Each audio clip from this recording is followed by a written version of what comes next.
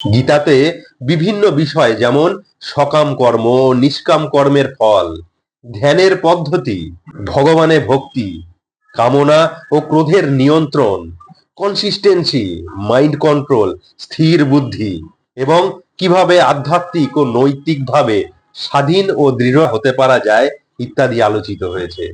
ঠাকুর শ্রী রামকৃষ্ণদেব বলেছেন গীতার সার।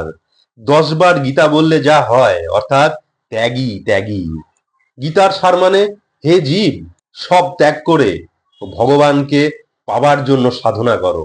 স্বামী বিবেকানন্দ বলেছেন গীতায় শ্রীকৃষ্ণ যা বলে গেছেন তার মতো মহান উপদেশ জগতে আর নেই।